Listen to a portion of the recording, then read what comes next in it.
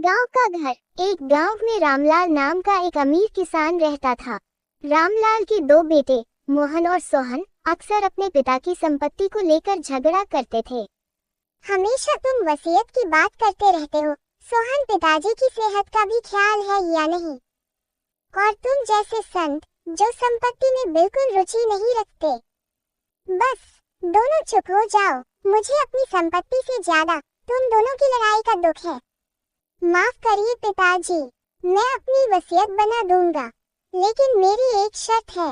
कौन सी शर्त पिताजी? ये लो, एक एक घड़ा, इसमें मेहनत और ईमानदारी से धन इकट्ठा करो। साल भर बाद देखेंगे किसका घड़ा भरा है, वही वसीयत का असली हकदार होगा।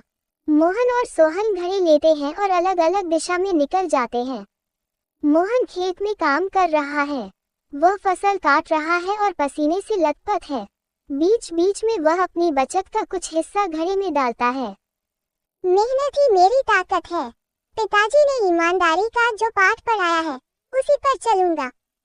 भाई, ये सामान असली है, शहर से लाया हूँ, थोड़ा ज्यादा कीमत दे दोगे तो घाटा नहीं होगा।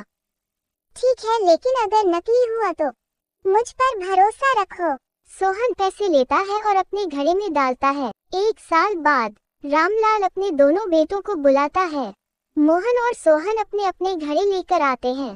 एक साल हो गया, अब समय आ गया है घड़ों को खोलने का। पहले मोहन का घड़ा खोला जाता है। पिताजी, ये सब मेहनत और ईमानदारी का नतीजा है। अब सोहन का घड़ा खोला जाता है। उसमें से दुर्गंध फैलने लगती है। यह क्या हो गया? तुम्हारे लालच और धोखे का यही परिणाम है। ये घड़ा ईमानदारी से भरने के लिए था, तुमने इसे बेईमानी से भरा, इसलिए सब सड़ गया। मेरी सारी संपत्ति तुम्हारी है। तुमने ये साबित कर दिया कि मेहनत और सच्चाई ही असली ताकत है। पिताजी, मुझे माफ कर दीजिए, मैंने अपनी गलती से सबक सीख लिया। अगर तुमने सच में कुछ सीखा है तो मेहनत करना शुरू करो, यही तुम्हारा असली धन होगा। बच्चों, लालच और धोखे का अंत हमेशा बुरा होता है, जबकि मेहनत और सच्चाई का फल सुखद होता है।